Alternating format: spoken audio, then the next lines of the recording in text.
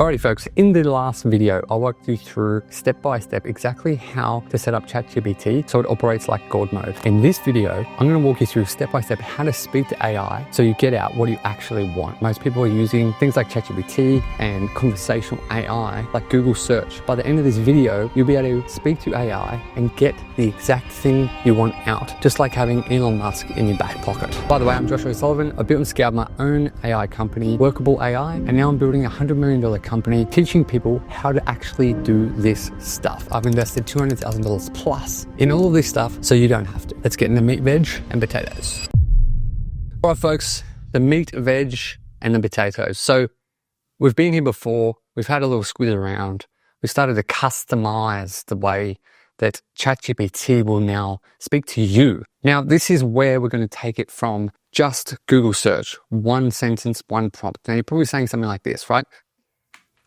Let's say you're searching for a product. You're probably going to go, find me the best, let's say, Nikes in my local area. If that's how you're using ChatGPT or any conversational AI tool or product, you're not alone. Most people do start here. I want to take you from doing something like this to actually getting it to purr like a well-oiled machine. In order to do that, you have to do something called prompt engineering. So prompt engineering is a fancy word that has been come up with. And the main thing that I want you to take away from this is just speaking to AI so you can actually get what you want out. So if you think about, if I'm having a conversation with you, if I don't give you the details, if I don't structure, if you know who I am, where I'm from, you're probably not going to listen to me, right? I've got to give you some sort of context. I've got to give you some background, some history about who I am. I've also got to structure my sentences in a way that you guys can understand. A step-by-step process. I've got to break that stuff down, right? In order to do that, take that same concept you probably learned in English when you're in kindergarten, year 1, year 2, take that same concept and we want to apply it here with ChatGPT. If I was to give you one sentence, it'd be really hard for you to interpret that information and actually do something with it. And AI is no different. Think of it in the same way. Think of it like you're speaking to a person. We've got to structure our sentences in a certain way. So in order to do that, have that sentence structured in the right way, there are a few tools you can use to skip all of this stuff, right? You can use one that I've presented to you guys before, which is our Prompt Cowboy. There's others, Prometheus, which I'll get into in a lot of later sessions, right? Starting here, something like Prompt Cowboy is a great start because you can give it that one sentence and it will give you something amazing out, right? Structures it in a really good way. I want to take you guys through actually doing it. Actually doing the thing. So coming to a blank canvas, like a blank piece of paper, sometimes we have like creator's block or writer's block, right? So think about the thing that you want to do. And there's lots of different ways you can do that. You can use tools like the Dictate, where you can just speak to it. You just tell it all the things that you want it to do. All of that stuff is context engineering, which I'm going to cover in a later session. But for this one, let's focus on the framing. So the first frame we need to think about is what is the thing that you want? What do you actually want to put in? And what are you hoping to get out? So input and output is our first starting point. What is the input of information that we're putting in? And then what is the desired output?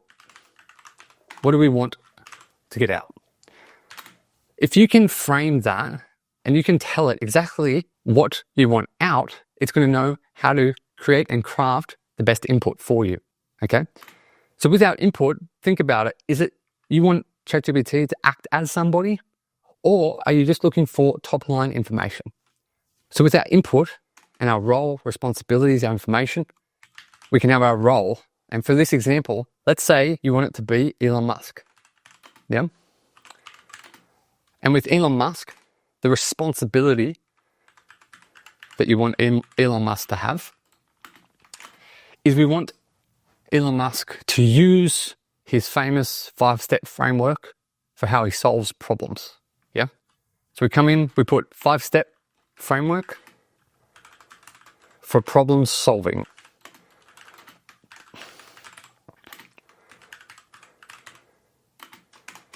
So that's our role, that's our responsibility, that's the responsibility that we want ChatGPT to take on. Now we need some sort of task. We need something for our conversational AI to do. So our task, let's say in this example, put together a step-by-step framework for how to use conversational AI. Now it can do all of these things, but you've got to give it that right input, okay?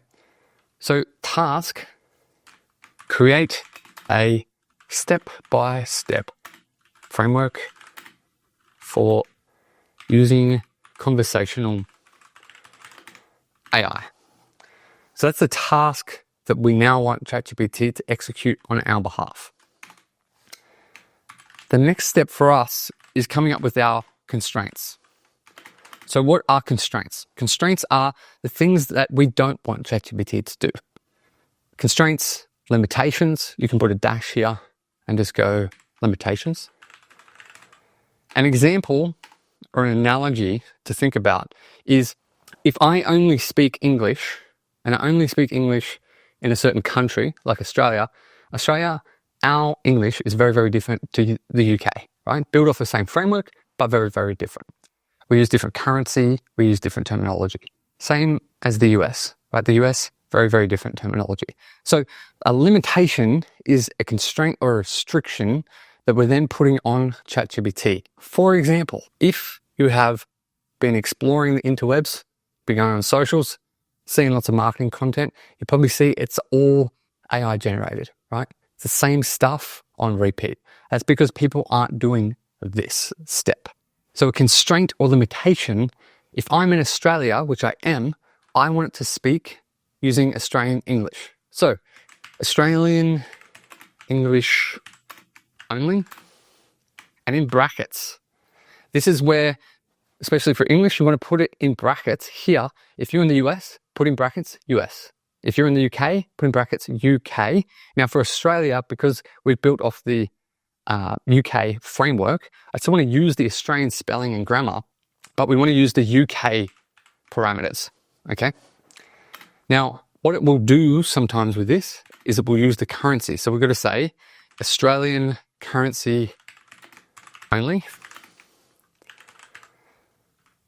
Now, the meat, veg, the funky bits, the saucy stuff, the emojis, the icons, all the things that I'm sure you've been seeing throughout socials that have basically come out since ChatGPT and its inception.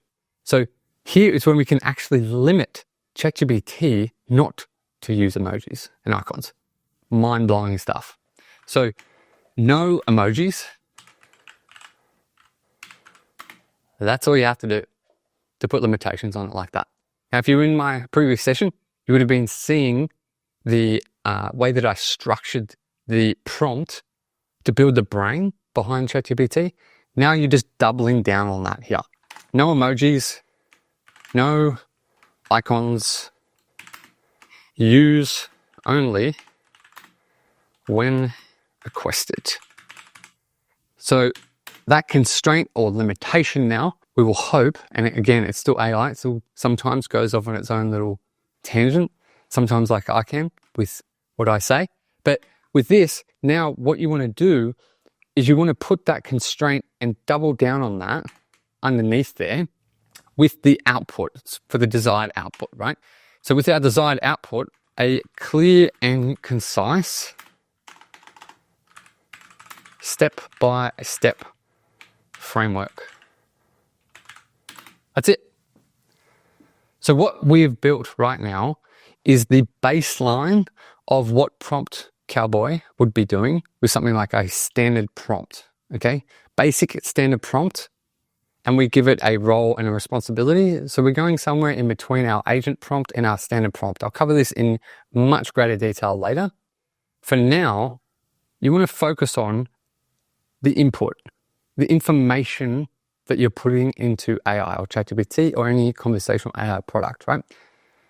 You can add additional layers to this by adding in folders or context or tools.